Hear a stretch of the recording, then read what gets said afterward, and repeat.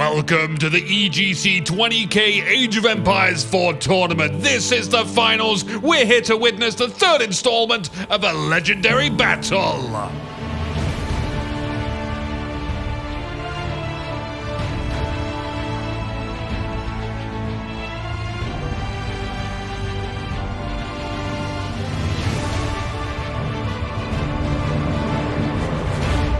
Good evening, my name is Anuki. I used to be an aspiring musician, but thanks to blackmail, I now do this. In the north, absolutely caked in blue, organizing the English, if that's even possible, is the general known as TheViper.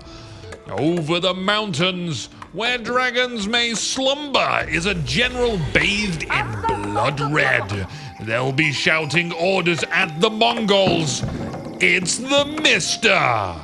This is the third match of a best of 7. Every match the opportunity to be super grim. That's what we, the public, want to see. The location?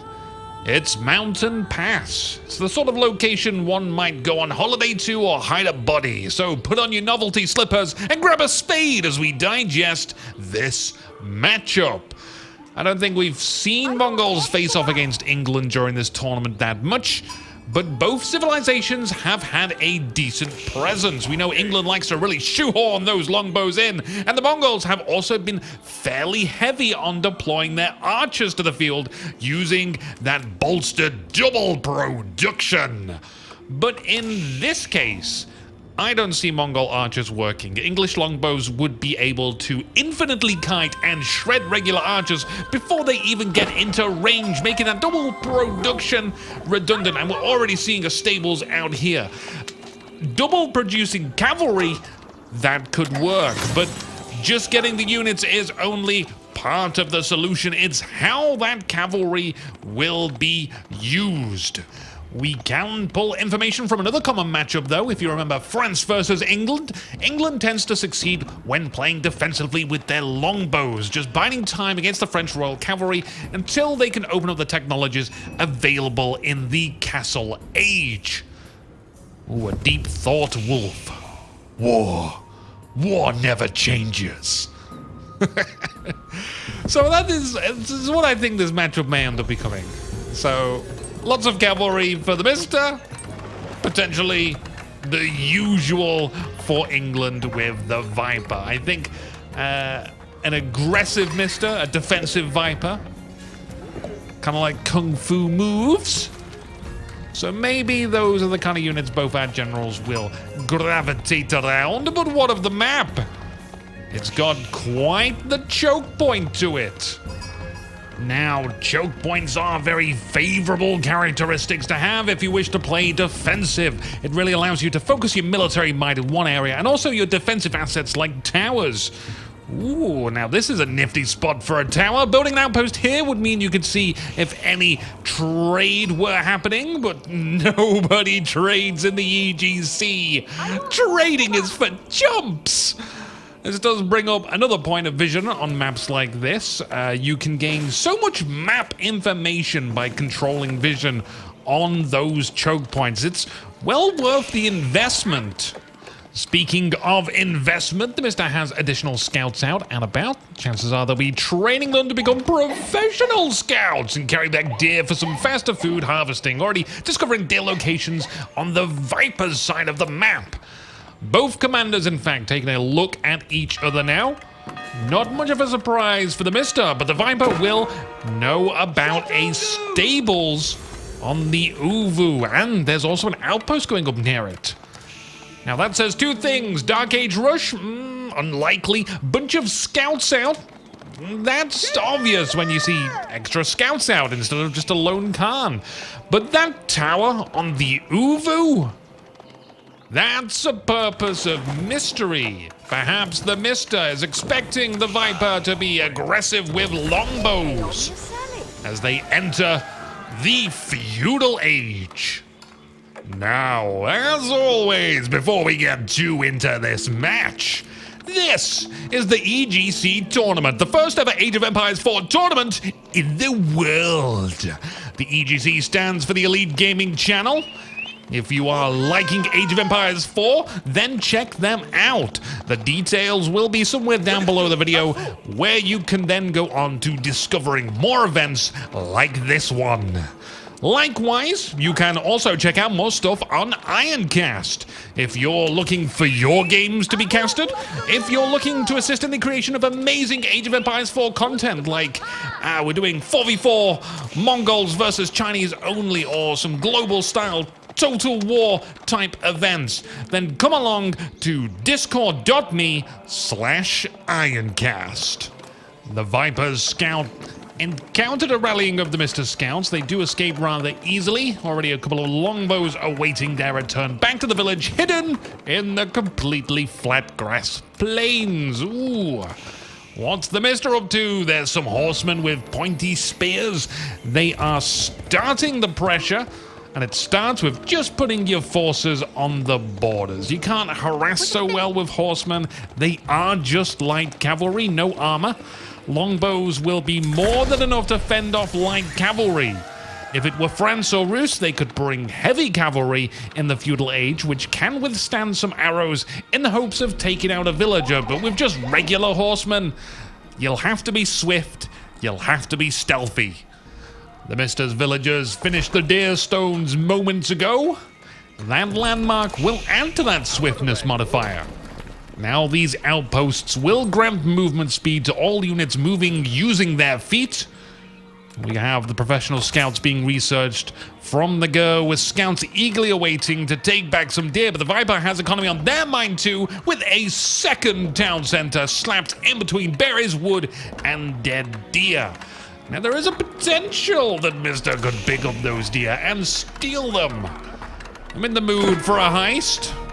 We'll see if that happens. Even if they don't heist all those deer and lug them back to the TheMista's villages, they'll at least get 3 out of the 4 deer spots, which is still total banging. Lots of lingering, maybe too much lingering for this many scouts. It's rather imperative and pertinent to know about that second town center that the Viper has. This little blue scouty needs to be careful not to lure them over into that direction if they want to keep their deep, dark, towny secrets a secret. Longbows called to action. That'll stop the scouts from trespassing any further. The Viper, so far, and I know it's early, looks to be in a comfortable position to be able to maintain a defense whilst their economy grows. The TheMista has to escalate this somehow. If they are not matching them in economy, then they need an advantage somewhere else. And I'm wondering, in somewhat traditional Mongolian playstyle, if they will just go straight to the Castle Age and try for a technological advantage. Getting a second town center will delay the Viper's transition into the Castle Age, but we're not talking very long, a few minutes, if they are left unhindered by assaults. Having a technological advantage, even for a few minutes, could be big though. It could be as simple as having a bunch of spring elves. They are sometimes difficult to deal with. Longbows just scuff them, very poor damage. The Viper would have to bring in something else, but if they aren't in the Castle Age, well, they can't. And even if they do get into the Castle Age and then want to fight spring elves with spring elves, they start with a spring elf deficit. It can be tremendously hard to sort of get a spring elf advantage when there's a bunch of spring elves stopping your spring elves from being spring elves. Anyway, the TheMista still just on Overwatch, 6 light cavalry in a Khan. It's a tremendously good spot to sit and birdwatch, so they control this whole area, which is half of the choke point. The other half over in this direction control these 2 areas and become the gatekeeper you always dreamed of. Don't let anyone tell you how to have fun. Only let me tell you how to have fun. The TheMista making a move to the west. That's also where Viper's longbows are heading. Viper does have the palings on their longbows, which will help protect them against the charge damage inflicted by cavalry. That's something for the TheMista to be cautious of. I can't help but feel bad for horses in war games being roped into combat against their will. Mind you, if the horse had offered more resistance to human authority, it might not have to make a decision on whether or not to run full speed into the lesser craftsman's work of a rugged tip spear, the bloody stupid bastards. I say, perhaps my human has a cunning plan. No, I've been betrayed, impaled. I could have been a farm horse, but no, I wanted to join the military academy against my parents' wishes. The mind of a horse is quite complex, so it is really a lot better to use its speed rather than its wit to outflank the enemy and pick on targets that don't have arms or indeed weapons. TheMista is moving their deer stones. That's a bold move, Cotton. Let's see how it plays out. Cavalry trying to get a surround on the longbows. They managed to surround the opposite side of their retreat. Regardless, many longbows lose their life, but they do get the Khan in return. With the deer stones moving up, I kind of feel like, yes, you've got a great level of control. And you could just build an outpost here instead. It would grant vision. Of course, the deer stones offer, I guess, a beauty, a charm, an elegance to them. Hey, sometimes you just want to show your deer stones off. Throw them in Viper's face and say, I bet you wish you had stones like these. There we go. TheMista is in the castle age with the steps redoubt, a fairly fast one too. This will be the moment where they look to pump money into military. The Viper are starting their advancement to the castle age, and they have chosen the White Tower. A wise choice because expect a siege. It covers a large area. You've got all these trees cleft apart, creating two entrances.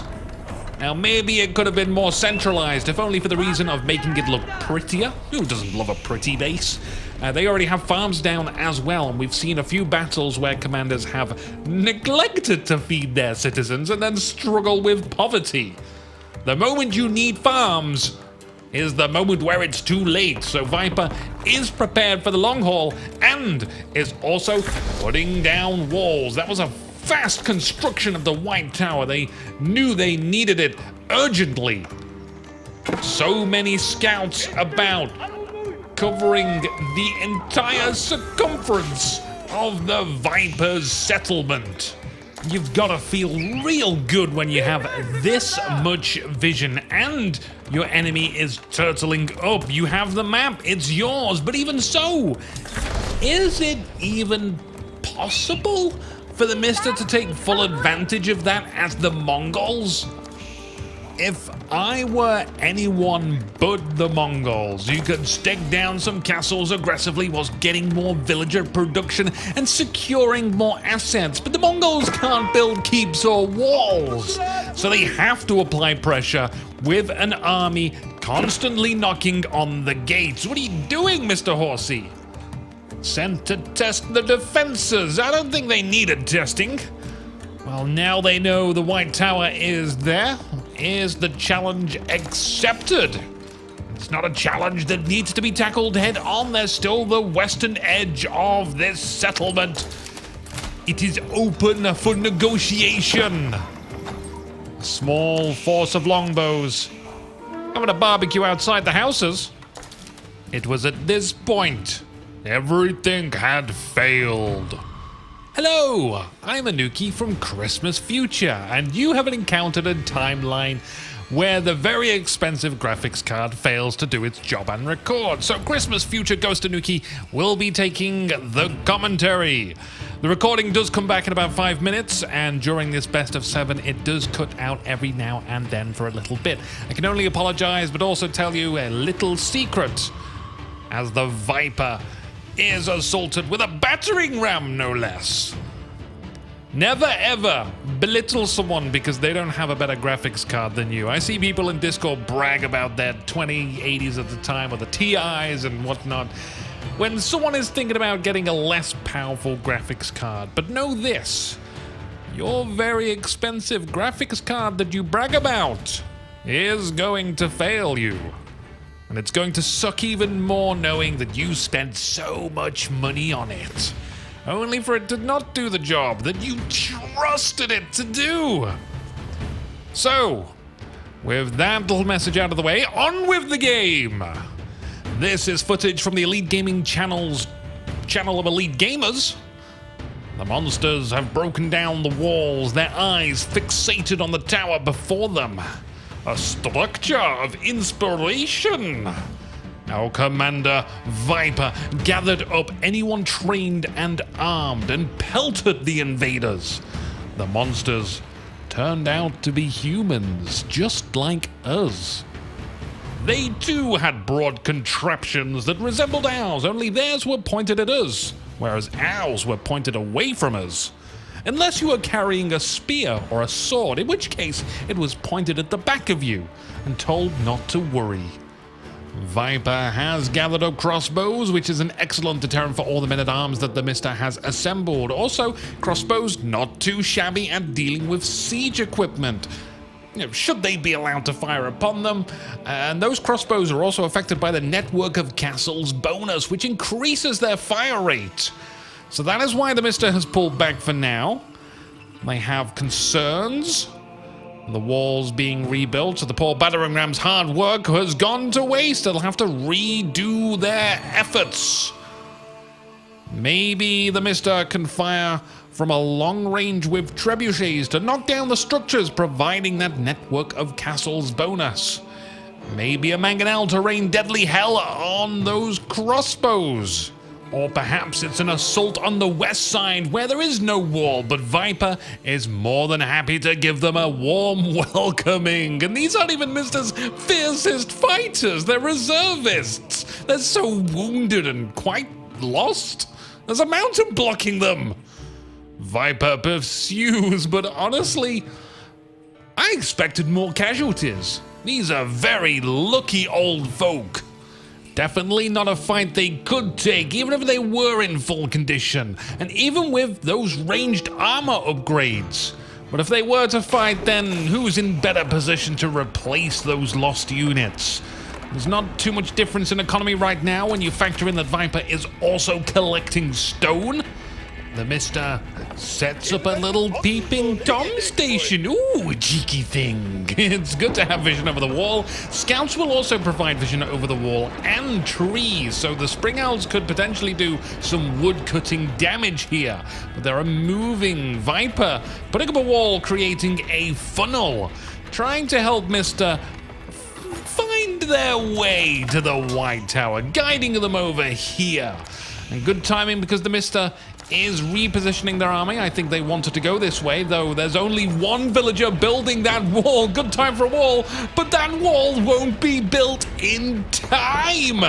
Mr. Chargers. I mean, when you see a wall in progress, you automatically see weakness. And when you see weakness, you attack.